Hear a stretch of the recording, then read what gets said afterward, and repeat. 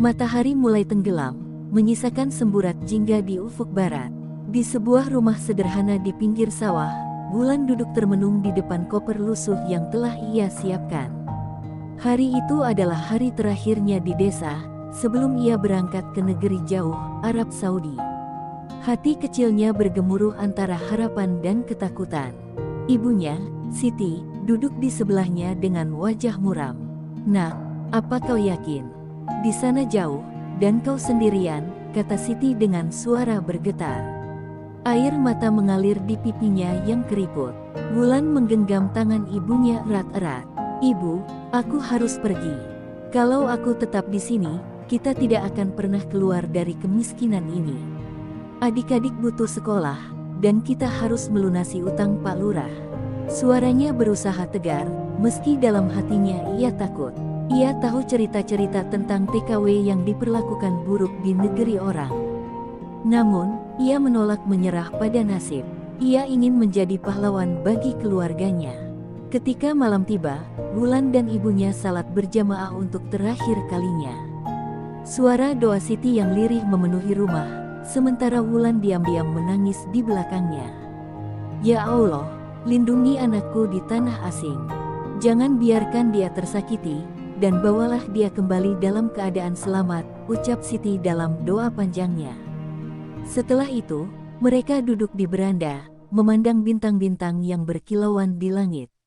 "Nak, jangan pernah tinggalkan zikirmu, apapun yang terjadi," pesan Siti dengan suara lirih. Pagi berikutnya, Wulan berangkat.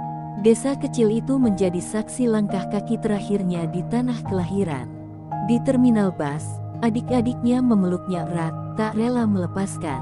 "Mbak Wulan, jangan lama-lama ya, kami akan rindu," ucap si bungsu, Lila, sambil terisak. Wulan tersenyum, meski hatinya terasa berat. "Doakan Mbak." "Ya, Mbak pasti pulang bawa kabar baik." Ia melambaikan tangan, sementara bus perlahan melaju meninggalkan desa. Air mata tak terbendung lagi, mengalir deras di pipinya. Sesampainya di Jakarta, Wulan dibawa oleh agen penyalur tenaga kerja. Di sana, ia melihat puluhan perempuan lain yang senasib dengannya, wajah-wajah lelah yang penuh harap. Mereka diberi arahan singkat, lalu diperintahkan naik ke pesawat. Perjalanan panjang menuju Arab Saudi menjadi pengalaman pertama Wulan berada di udara.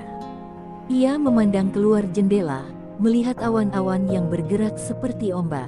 Dalam hati, ia terus berzikir, memohon kekuatan. Setibanya di Arab Saudi, realitas mulai menamparkan Wulan. Ia ditempatkan di sebuah rumah besar milik keluarga kaya. Pada awalnya, ia hanya diberi pekerjaan membersihkan rumah dan memasak. Namun, lama-kelamaan, tuntutan majikannya semakin berat. Wulan dipaksa bekerja siang dan malam, tanpa waktu istirahat. Setiap kesalahan kecil dibalas dengan teriakan atau pukulan. Wulan merasa hidupnya berubah menjadi mimpi buruk. Ia sering menangis di balik pintu kamar, merindukan keluarganya dan kebebasan. Suatu malam, saat semua orang di rumah tertidur, Wulan duduk di lantai kamarnya yang sempit. Tangannya memegang tasbih kecil yang diberikan ibunya sebelum berangkat. "Ya Allah, aku lelah. Tapi aku percaya Engkau tidak akan meninggalkanku," bisiknya. Air mata jatuh ke tanah, membasahi tasbih itu. Ia terus berzikir hingga rasa kantuk mengalahkan kesedihannya. Di tengah kesunyian malam, hanya suara zikirnya yang mengisi udara, seolah menjadi pelindung bagi dirinya. Namun, Wulan tidak menyadari bahwa badai besar sedang menantinya. Sebuah fitnah akan datang, mengguncang hidupnya, membawa dia ke ambang maut. Tetapi di balik ujian itu, takdir telah menyiapkan keajaiban yang akan mengubah segalanya. Wulan hanya belum tahu bahwa kekuatannya yang sejati akan lahir dari setiap doa yang ia panjatkan. Hari-hari berlalu dengan kelelahan yang tiada henti. Wulan bekerja tanpa mengenal waktu. Majikannya, Noura, adalah wanita berusia 50 tahun yang selalu bersikap kasar. Suaminya, Khalid, hanya diam melihat, seolah tak peduli. Anak-anak mereka pun sering memperlakukan Wulan seperti budak. Namun, Wulan menahan semua demi keluarganya di kampung. Setiap malam, Ia menguatkan diri dengan zikir dan doa, berharap Allah akan memberikan jalan keluar. Suatu pagi, rumah besar itu dikejutkan oleh suara teriakan Noura dari kamarnya. "Perhiasanku, gelang emasku hilang." Noura memanggil semua pelayan, termasuk Wulan, ke ruang tamu. Wajah Noura merah padam, dan tatapannya tajam seperti pisau. "Siapa yang mencuri gelangku?" bentaknya. Tidak ada yang berani menjawab. Wulan berdiri di sudut ruangan, tubuhnya gemetar. Ia tidak tahu apa-apa tentang gelang itu, tetapi firasat buruk mulai menghantuinya. Setelah menggeledah semua kamar, Noura akhirnya menemukan gelang itu di bawah kasur Wulan. "Ini buktinya," teriaknya dengan suara penuh kemenangan. Wulan terkejut. "Tapi, saya tidak pernah menyentuhnya, Madam. Saya tidak tahu bagaimana gelang itu bisa ada di sana." Ia mencoba membela diri, tetapi Noura tidak mau mendengar. "Pembohong, aku akan melaporkanmu ke polisi." Wulan dibawa ke kantor polisi setempat. Meski ia mencoba menjelaskan bahwa ia dijebak, tidak ada yang percaya. Majikannya adalah keluarga terpandang, dan kesaksian mereka lebih dipercaya daripada ucapan seorang TKW. Wulan hanya bisa menangis dalam diam ketika polisi memborgol tangannya. Dalam perjalanan ke penjara, ia terus berdoa, "Ya Allah, Engkau Maha Mengetahui segalanya. Jika aku tidak bersalah, tunjukkan keadilan-Mu." Di dalam sel penjara yang dingin, Wulan merasa dunianya runtuh. Ia sendirian, tanpa keluarga, tanpa teman, dan tanpa siapapun yang membelanya. Malam itu, ia duduk di sudut sel, memeluk lututnya. Air matanya mengalir tanpa henti. Namun, di tengah kegelapan itu, ia teringat pesan ibunya, "Zikir adalah pelindungmu, Nak." Dengan suara lirih, ia mulai melantunkan nama-nama Allah. Hatinya yang semula gelisah perlahan mulai tenang. Hari persidangan tiba, dan pengadilan memutuskan Wulan bersalah. Hukuman berat dijatuhkan, eksekusi pancung. Mendengar putusan itu, Wulan merasa tubuhnya lemas. Ia hanya bisa menangis sambil berdoa, "Ya Allah, aku tidak bersalah. Jika ini ujianmu, berilah aku kekuatan untuk menerimanya." Ia menghabiskan hari-hari berikutnya di sel eksekusi, menunggu waktu yang ditentukan. Ketika hari eksekusi tiba, Wulan dibawa ke lapangan terbuka. Langit pagi tampak kelabu, seolah ikut bersedih. Ribuan orang telah berkumpul untuk menyaksikan hukuman itu. Wulan berdiri dengan tangan terikat, kepalanya tertunduk. Namun, dalam hatinya, ia terus berzikir. "Hasbunallah wa ni'mal wakil," bisiknya berulang-ulang. Ia memejamkan mata, menyerahkan segalanya kepada Allah. Algojo mengangkat pedangnya tinggi-tinggi. Suasana menjadi hening. Semua mata tertuju pada Wulan. Saat pedang itu mulai meluncur ke arah lehernya, sebuah keajaiban terjadi. Pedang itu patah menjadi dua sebelum menyentuh tubuhnya. Algojo terkejut, mencoba pedang lain, tetapi hasilnya sama. Tubuh Wulan seolah dilindungi oleh sesuatu yang tak terlihat. Orang-orang yang menyaksikan kejadian itu mulai berbisik, sebagian bahkan menangis. Para ulama yang hadir menganggap ini sebagai tanda akhir. Langit di atas lapangan eksekusi tampak berubah suram. Awan kelabu bergerak perlahan, seakan menambah nuansa mencekam di tempat itu. Algojo yang kebingungan dengan pedangnya yang patah memandang ke arah hakim eksekusi. "Bawa pedang baru," perintah hakim dengan nada tegas. Seorang penjaga segera datang membawa pedang lain yang lebih tajam. Suasana menjadi semakin tegang, sementara Wulan tetap berdiri dengan kepala tertunduk. Di dalam hatinya, ia terus melafalkan zikir tanpa henti. "Ya Allah, hanya Engkau, pelindungku." Algojo mengangkat pedang baru itu. Wulan memejamkan matanya, merasakan napasnya semakin berat. Saat pedang itu kembali meluncur, sebuah angin kencang tiba-tiba bertiup dari arah yang tidak terduga. Pedang tersebut terlempar dari tangan Algojo, jatuh ke tanah dengan suara nyaring. Para penonton yang tadinya tegang kini mulai berteriak takjub. Sebagian dari mereka berlutut sambil mengucapkan, "Subhanallah." Algojo mencoba lagi, tetapi setiap kali ia mengayunkan pedangnya, selalu ada kekuatan tak terlihat yang menghalangi. Cukup, teriak seorang ulama tua yang duduk di barisan depan. Suaranya menggema di tengah kerumunan. Ini bukan hal yang biasa. Ini adalah tanda dari Allah. Dia tidak bersalah, dan Allah telah menunjukkan keadilannya. Wajah ulama itu penuh dengan keyakinan. Hakim eksekusi yang awalnya tampak tegas kini mulai ragu. Ia menoleh ke arah Noura dan Khalid yang duduk di kursi kehormatan. Wajah Noura memucat, sementara Khalid terlihat gelisah. Kerumunan mulai bergemuruh. Beberapa orang bahkan berdiri sambil mengangkat tangan, memohon agar Wulan dibebaskan. Bebaskan dia, Allah telah menunjukkan kebenaran, teriak seseorang dari barisan belakang. Suasana menjadi semakin kacau. Hakim akhirnya memutuskan untuk menghentikan eksekusi sementara, meski Noura terus memprotes. Ini tidak adil. Dia mencuri gelangku, teriak Noura dengan penuh emosi. Namun, suaranya tenggelam di tengah takbir yang dilantunkan oleh sebagian besar penonton. Wulan dibawa kembali ke penjara, tetapi kali ini tanpa borgol. Penjaga penjara bahkan menatapnya dengan hormat, seolah-olah ia adalah seseorang yang telah disentuh langsung oleh tangan Allah. Di dalam sel, Wulan sujud syukur. Air matanya mengalir deras, tetapi kali ini bukan karena ketakutan, melainkan rasa syukur yang mendalam. Ya Allah, aku tahu Engkau tidak pernah meninggalkan hamba-Mu yang berdoa, bisiknya di antara tangisannya. Berita tentang kejadian ajaib itu menyebar dengan cepat ke seluruh kota. Para ulama dan cendekiawan agama berdatangan ke penjara untuk bertemu dengan Wulan. Mereka ingin mendengar langsung tentang perjuangan dan zikirnya. Di sisi lain, kebenaran mulai terungkap. Salah satu pelayan lain di rumah Noura akhirnya mengaku bahwa ia melihat Noura sendiri yang menyembunyikan gelang itu di kamar Wulan.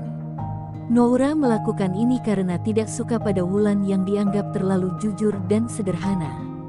Ketika kebenaran ini sampai ke pengadilan, Wulan akhirnya dinyatakan tidak bersalah. Hukuman pancung yang menghantui hidupnya dibatalkan secara resmi. Namun, lebih dari itu, kejadian ini membuka mata banyak orang. Keajaiban yang terjadi pada Wulan dianggap sebagai tanda dari Allah tentang pentingnya kejujuran, zikir, dan doa. Para ulama bahkan menjadikan kisah Wulan sebagai pelajaran yang mereka ceritakan dalam setiap ceramah. Wulan kembali ke Indonesia beberapa minggu kemudian, diiringi doa dari banyak orang yang terinspirasi oleh kisahnya. Ketika ia sampai di desanya, keluarganya menyambutnya dengan pelukan dan tangis bahagia. Ibunya, Siti, tidak bisa berhenti memeluknya. "Kau benar, Bu," ucap Wulan sambil tersenyum di tengah air matanya. Zikir adalah pelindung kita. Desa itu kini tidak hanya mengenal Wulan sebagai anak petani biasa, tetapi sebagai wanita yang selamat dari maut berkat kekuatan doa dan keajaiban Allah. Sepulang dari penjara menuju tempat penampungan, Wulan terus memikirkan kejadian yang baru saja ia alami. Bayangan pedang yang patah dan angin yang datang tiba-tiba masih terngiang jelas di benaknya. "Apakah aku benar-benar pantas menerima keajaiban ini?" gumamnya pelan. Meski hatinya penuh rasa syukur, ia juga merasa kecil di hadapan kekuasaan Allah. Ia teringat malam-malam panjang di sel penjara, ketika hanya zikir yang menjadi penguatnya. Allah tidak hanya mendengar doanya, tapi juga menunjukkan kekuasaannya di depan ribuan mata. Namun, perjalanan Wulan menuju kebebasan belum sepenuhnya selesai. Meski telah dibebaskan dari tuduhan, Noura masih berusaha menjatuhkan namanya. Dengan kekuasaan dan harta yang dimilikinya, Noura menyebarkan fitnah baru, mengatakan bahwa Wulan memanfaatkan agama untuk membebaskan diri. Dia hanya berpura-pura. Semua itu kebetulan, bukan keajaiban, ujar Noura kepada orang-orang yang percaya pada keajaiban itu. Meski demikian, semakin keras Noura berbicara, semakin banyak pula orang yang meragukan niatnya. Di sisi lain, masyarakat Arab mulai melihat Wulan sebagai simbol kekuatan doa. Beberapa ulama terkemuka yang menyaksikan kejadian itu berbicara di hadapan jamaah mereka. "Kita semua menjadi saksi atas kuasa Allah. Zikir yang dilakukan dengan ikhlas mampu mengubah nasib." Jangan pernah remehkan doa, kata salah seorang ulama. Nama Wulan pun mulai dikenal, tidak hanya di desa asalnya, tetapi juga di negeri yang semula ia anggap asing. Di penampungan, Wulan bertemu dengan TKW lain yang baru saja tiba. Beberapa dari mereka mendekati Wulan dengan wajah penuh harap. Kami mendengar kisahmu, Mbah Wulan. Tolong ajari kami zikir yang kau baca, pinta seorang wanita muda dengan air mata berlinang. Wulan tersenyum, meski hatinya masih dipenuhi kesedihan atas cobaan yang ia alami. Dengan sabar, ia mengajarkan zikir yang selalu menjadi kekuatannya. Ia merasa, mungkin ini alasan Allah menyelamatkannya, agar ia bisa menjadi pengingat bagi orang lain. Sementara itu, kebenaran semakin terbuka. Majikan lain yang pernah bekerja sama dengan Noura mulai mengungkap perilaku buruknya. Polisi melakukan penyelidikan lebih dalam, dan akhirnya menemukan bukti bahwa Noura sengaja menjebak Wulan karena merasa iri. Noura dituntut secara hukum atas tuduhan fitnah dan penganiayaan terhadap pekerja. Khalid, suaminya, akhirnya angkat bicara. Aku terlalu lama diam, tapi aku tahu istriku salah. Wanita itu tidak bersalah, ucap Khalid di depan pengadilan. Ketika keputusan pengadilan diumumkan, Noura dijatuhi hukuman denda besar dan pembatasan hak sebagai majikan. Nama Wulan dibersihkan sepenuhnya. Meski Wulan telah bebas, ia memilih untuk tetap tinggal sementara di Arab Saudi untuk membantu TKW lain di penampungan. Setiap malam, ia berkumpul dengan mereka, menguatkan hati mereka dengan cerita dan zikir. Baginya, penderitaan yang ia alami tidak boleh terulang pada orang lain. Kisah Wulan akhirnya sampai ke telinga seorang keluarga dermawan yang tinggal di Riyadh. Mereka mengundang Wulan untuk tinggal di rumah mereka sementara, sambil membantu menyebarkan kisahnya. Dalam satu pertemuan, kepala keluarga itu berkata, Allah memilihmu untuk menjadi perantara. Cobaanmu adalah pelajaran bagi kami semua. Wulan hanya bisa tersenyum dan mengucapkan syukur. Ia merasa, segala kesakitannya tidak sia-sia. Di suatu malam, sebelum akhirnya memutuskan pulang ke Indonesia, Wulan memandang langit Arab yang dipenuhi bintang. Hatinya tenang, jauh berbeda dari saat ia pertama kali datang. Ia menutup matanya dan berdoa, Ya Allah, terima kasih karena telah memberiku kekuatan. Jadikan aku hamba-Mu yang selalu bersyukur dan tidak pernah berhenti mengingat-Mu. Angin lembut menyapa wajahnya, seolah menjadi jawaban atas doanya. Setelah semua badai berlalu, Wulan akhirnya memutuskan untuk pulang ke Indonesia. Meskipun banyak keluarga dermawan di Arab Saudi yang ingin menahannya untuk tinggal lebih lama, Wulan merasa panggilan hatinya adalah kembali ke kampung halaman. Keluargaku menungguku. Aku harus membagi keajaiban ini dengan mereka, ucapnya kepada seorang ulama yang selama ini membimbingnya. Ia membawa satu tas kecil, tetapi hatinya penuh dengan pelajaran, luka, dan keajaiban yang ia alami. Di bandara, beberapa TKW yang mengenalnya mengantar kepergiannya. Mereka memeluk Wulan dengan penuh haru, air mata mengalir deras. Mbak Wulan, kami tidak akan pernah lupa pada kebaikanmu. Doakan kami yang masih berjuang di sini, kata salah seorang wanita sambil terseduh. Wulan mengangguk, matanya berkaca-kaca. Jangan pernah berhenti berdoa. Allah selalu mendengar kita, bahkan di saat kita merasa sendiri, jawabnya dengan suara yang bergetar. Perjalanan pulang terasa seperti mimpi bagi Wulan. Di dalam pesawat, ia kembali teringat masa-masa berat yang ia lalui. Tangisan di malam-malam sunyi penjara, tatapan tajam algojo, dan seruan orang-orang saat pedang itu patah. Semua itu terasa seperti dongeng yang tak mungkin terjadi, tetapi ia tahu itu nyata. Di dalam hatinya, ia hanya bisa terus memuji kebesaran Allah. Engkau tidak pernah meninggalkan hamba-Mu yang lemah, gumamnya pelan, sambil menggenggam tasbih kecilnya. Ketika pesawat mendarat di tanah air, Wulan menghirup udara Indonesia dengan lega. Ia disambut oleh keluarganya di bandara kecil kota terdekat. Ibunya, Siti, langsung berlari memeluknya begitu melihat sosok Wulan. Pelukan itu erat, penuh kerinduan dan rasa syukur. Nak, Akhirnya kau pulang, bisik Siti dengan suara bergetar. Adik-adiknya juga menangis, memeluk Wulan tanpa henti. Wulan hanya bisa tersenyum di tengah air matanya. Aku pulang, Bu. Allah menyelamatkanku, katanya dengan suara lirih. Namun, kepulangan Wulan tidak hanya disambut keluarganya. Kabar tentang keajaiban yang terjadi di Arab Saudi telah sampai ke desanya. Orang-orang berbondong-bondong datang ke rumahnya untuk mendengar kisahnya langsung.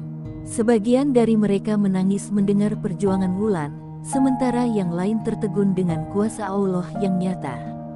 Ini adalah bukti bahwa doa dan zikir bisa mengubah takdir, ujar seorang tetua desa.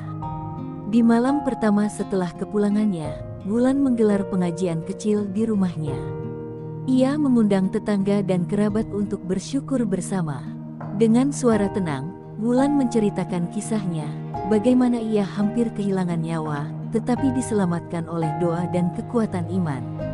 Saya bukan siapa-siapa, saya hanya seorang wanita biasa. Tapi Allah mengajarkan kepada saya bahwa tidak ada doa yang sia-sia, ucapnya sambil menahan tangis. Hari-hari berikutnya, Wulan tidak lagi hidup seperti sebelumnya. Ia mulai mengabdikan dirinya untuk membantu para wanita muda di desanya. Ia memberikan nasihat kepada mereka yang ingin menjadi TKW, mengingatkan mereka tentang pentingnya persiapan mental, fisik, dan spiritual. Ia juga menjadi penceramah di berbagai pengajian, menyebarkan kisahnya sebagai pengingat bagi banyak orang. Nama Wulan kini tidak hanya dikenal di desa kecilnya, tetapi juga di daerah sekitarnya. Namun, di balik senyum dan kebahagiaan itu, Wulan tetap membawa luka. Setiap malam, ketika ia berdoa, ia masih merasakan getirnya fitnah dan ketidakadilan yang pernah ia alami. Tetapi ia selalu menutup doanya dengan kalimat penuh syukur. Ya Allah, Engkau telah memberiku hidup yang kedua. Jadikan aku hamba-Mu yang selalu bermanfaat bagi orang lain.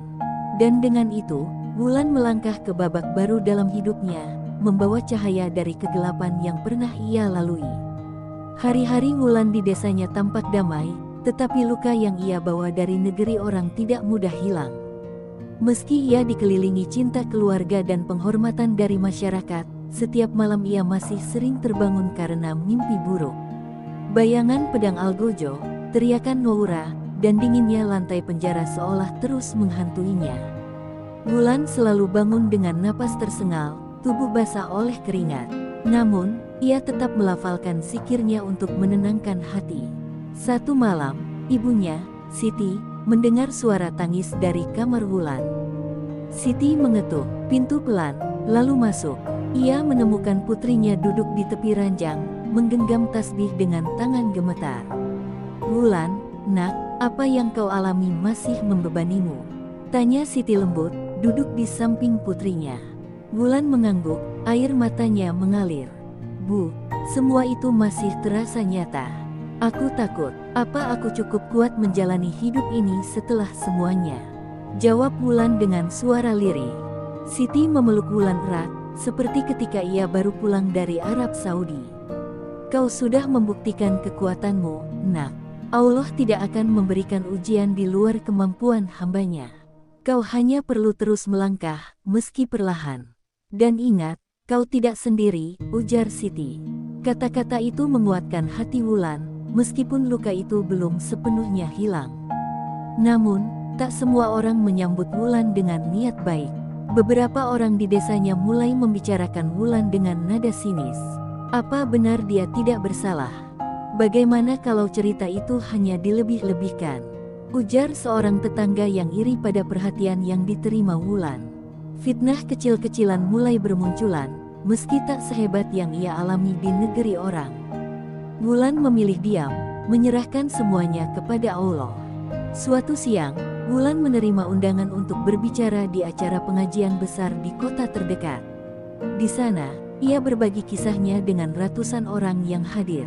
Namun, di tengah ceramahnya, seorang wanita tiba-tiba berdiri dan bertanya dengan nada menyindir, "Apa kau tidak takut orang-orang menganggapmu hanya mencari simpati dengan cerita ini?"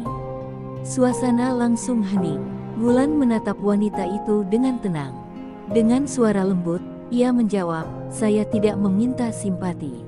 Saya hanya ingin berbagi pelajaran. Jika ada yang menganggap ini kebohongan, saya serahkan pada Allah. Kebenaran itu miliknya, bukan milik saya. Jawaban itu membuat wanita tersebut terdiam, dan tepuk tangan memenuhi ruangan. Namun, Wulan menyadari bahwa dimanapun ia berada, akan selalu ada ujian bagi kejujuran dan keimanannya. Kembali ke desa, Wulan mulai menyibukkan diri dengan kegiatan sosial. Ia membuka sebuah pusat pelatihan kecil untuk para wanita yang ingin menjadi TKW, mengajarkan mereka keterampilan rumah tangga dan, yang paling penting, membimbing mereka dalam kekuatan doa dan zikir. Kita boleh bekerja di negeri orang, tapi jangan pernah melupakan Allah, katanya kepada para peserta pelatihan.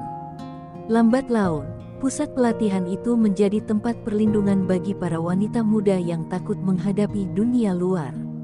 Di tengah semua kesibukan itu, Wulan perlahan mulai menemukan kedamaian. Meski luka masa lalu masih membekas, ia belajar menerima bahwa semua itu adalah bagian dari rencana Allah. Aku pernah jatuh, tapi aku tidak akan berhenti melangkah, bisiknya pada dirinya sendiri setiap kali ia merasa ragu. Dan setiap langkah yang ia ambil, ia yakini sebagai bagian dari jalan yang telah ditentukan untuknya, jalan yang penuh cahaya meski diawali kegelapan. Wulan perlahan mulai menikmati kehidupannya kembali. Pusat pelatihan yang ia dirikan semakin ramai didatangi oleh para wanita muda yang ingin belajar. Namun, kebahagiaan itu tidak berlangsung lama. Suatu pagi, Wulan menerima kabar mengejutkan, Noura, mantan majikannya, telah bebas dari hukuman lebih cepat karena kekuatan uang dan pengaruh keluarganya. Tidak hanya itu, Noura dikabarkan akan datang ke Indonesia untuk membuka cabang bisnisnya. Berita itu membuat Wulan terkejut sekaligus cemas. Luka lama yang belum sepenuhnya sembuh terasa kembali menganga. Dalam hati, ia takut jika Noura kembali menaruh dendam padanya. Bu, apa aku harus pergi dari desa ini? Tanya Wulan pada ibunya dengan nada gelisah. Namun, Siti menatap putrinya dengan penuh keyakinan. Nak, jangan lari dari ketakutanmu. Jika kau berjalan di jalan kebenaran, Allah akan selalu melindungimu, ucapnya. Lembut. Beberapa minggu kemudian, ketakutan Wulan menjadi nyata. Noura benar-benar datang ke desanya. Ia mengadakan pertemuan dengan beberapa tokoh desa untuk membahas rencana bisnisnya. Wulan sengaja menghindari acara itu, tapi salah seorang tetangganya datang memberi kabar. Dia menyebut namamu, Wulan. Dia bilang ingin bertemu langsung, ujar tetangganya. Wulan gemetar mendengar hal itu. Apakah ini akhir dari ketenangannya? Keesokan harinya, Noura datang langsung ke pusat pelatihan Wulan, didampingi oleh beberapa orang suruhannya. Wulan yang sedang mengajar terdiam begitu melihat sosok wanita itu berdiri di depan pintu. Wulan mencoba menenangkan dirinya, mengingat Zikir yang selalu menjadi pelindungnya. Selamat datang, apa yang bisa saya bantu? Tanya Wulan dengan suara bergetar, tetapi tetap tenang. Noura tersenyum tipis, tetapi ada sorot dingin di matanya. Aku mendengar namamu terkenal di sini, Wulan. Aku ingin tahu, apa kau masih ingat aku? Tanyanya sinis. Wulan mengangguk pelan, mencoba menahan rasa takutnya. Tentu saja, Bu Noura. Saya ingat, dan saya memaafkan semua yang pernah terjadi, jawab Wulan dengan tegas. Jawaban itu membuat Noura terkejut. Sejenak, ekspresinya berubah, seakan tidak percaya dengan ketenangan Wulan. Namun, Noura tidak datang untuk berdamai. Ia mulai melontarkan kalimat-kalimat tajam, meremehkan apa yang dilakukan Wulan di pusat pelatihan. Kau pikir, dengan tempat kecil ini, kau bisa mengubah nasib para wanita miskin ini? Kau masih sama seperti dulu, tidak berharga, katanya sambil tersenyum sinis. Para peserta pelatihan yang mendengar itu merasa marah, tetapi Wulan menahan mereka. Biarkan saja. Kebenaran akan terlihat dengan sendirinya, bisiknya. Malam itu, Wulan duduk di musala kecil rumahnya. Ia menangis dalam doa, mengadukan semuanya kepada Allah. Ya Allah, aku tahu ujian ini belum selesai. Berikan aku kekuatan untuk menghadapi semuanya dengan sabar. Jangan biarkan aku terjatuh dalam amarah atau kebencian, doanya. Tangisannya membawa kedamaian di hatinya. Ia tahu, tidak ada yang perlu ia takuti selama ia terus berada di jalan yang benar. Hari-hari berikutnya, Noura mencoba berbagai cara untuk menjatuhkan nama baik Wulan, termasuk menyebarkan fitnah kepada masyarakat desa.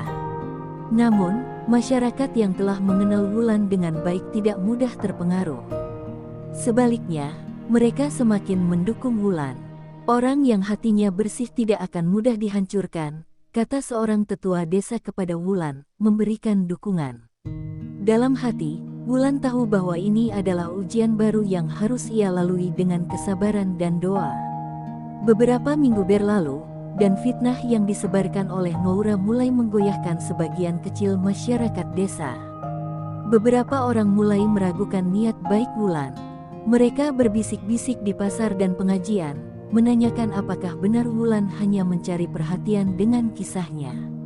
Wulan mendengar semuanya, tetapi ia memilih diam. Hatinya kembali diuji, namun ia tetap percaya bahwa Allah akan menunjukkan kebenaran pada waktunya. Di sisi lain, Noura tidak berhenti dengan rencananya. Ia mengumpulkan beberapa orang berpengaruh di desa, menawarkan uang dan janji keuntungan besar jika mereka mendukung bisnisnya. Kalian harus memilih, mendukung aku yang membawa kemajuan atau mengikuti dia yang hanya menjual cerita, ucap Noura dengan nada dingin. Namun, di tengah upayanya untuk menguasai perhatian desa, Khalid, suami Noura, tiba-tiba datang ke Indonesia tanpa sepengetahuan istrinya. Khalid membawa dokumen-dokumen penting yang membongkar kejahatan Noura selama bertahun-tahun. Ia mengungkapkan bagaimana Noura memalsukan laporan keuangan dan memanfaatkan pekerja rumah tangga tanpa bayaran. Khalid merasa sudah waktunya ia bertindak. Aku sudah terlalu lama diam, membiarkan keburukan ini terjadi. Kini, aku ingin membantu Wulan mendapatkan keadilan, ucapnya ketika bertemu dengan kepala desa dan beberapa tokoh masyarakat. Pertemuan itu mengejutkan Noura. Ia tidak menyangka suaminya akan berkhianat. Marah dan panik, ia mencoba menyangkal semua tuduhan yang diajukan Khalid. Namun, bukti-bukti yang dibawa Khalid terlalu kuat untuk diabaikan. Kepala desa memutuskan untuk mengadakan pertemuan besar, mengundang seluruh masyarakat desa dan meminta Wulan serta Noura untuk hadir. Hari ini, kita akan mendengar semua kebenaran, kata kepala desa dengan tegas. Di hari pertemuan, aula desa penuh sesak oleh warga. Noura datang dengan wajah angkuh, sementara Wulan masuk dengan tenang, meskipun hatinya berdebar. Khalid berdiri di depan, membawa bukti-bukti yang ia serahkan kepada kepala desa. Semua ini membuktikan bahwa Noura telah menjebak Wulan di Arab Saudi, dan ini bukan pertama kalinya ia melakukan tindakan keji terhadap pekerjanya, ucap Khalid. Kata-kata itu membuat aula bergemuruh. Noura mencoba membela diri, tetapi warga sudah kehilangan simpati. Salah satu mantan pekerja Noura yang juga diundang akhirnya memberanikan diri berbicara. Dengan suara bergetar, ia menceritakan bagaimana ia diperlakukan dengan kejam oleh Noura selama bertahun-tahun. Wulan adalah korban yang tidak bersalah. Aku tahu itu, karena aku juga pernah mengalami hal serupa, katanya, sambil menangis. Warga yang mendengar kesaksian itu mulai melihat kebenaran yang sebenarnya. Wulan tidak mengatakan banyak selama pertemuan itu. Ketika diberi kesempatan berbicara, ia hanya mengucapkan satu hal. Saya tidak menyimpan dendam. Jika saya masih hidup hari ini, itu karena Allah yang menyelamatkan saya. Dan jika kebenaran ini terungkap, itu juga kehendaknya. Saya hanya berharap, tidak ada lagi orang yang menjadi korban seperti saya, ucapnya dengan suara tenang, tetapi penuh makna. Pertemuan itu menjadi akhir dari kekuasaan Noura. Ia diminta meninggalkan desa dan menghadapi tuntutan hukum yang diajukan oleh Khalid dan mantan pekerjanya. Sementara itu, nama Wulan kembali bersih, bahkan semakin dihormati. Warga desa yang sempat meragukannya kini datang meminta maaf. Kami salah menilaimu, Wulan. Terima kasih telah menjadi cahaya di tengah kegelapan ini, ucap seorang warga tua. Wulan hanya tersenyum, merasa lega bahwa Allah telah menunjukkan keadilan pada akhirnya. Bersambung ke bab berikutnya. Apakah bab ini sesuai dengan harapan Anda?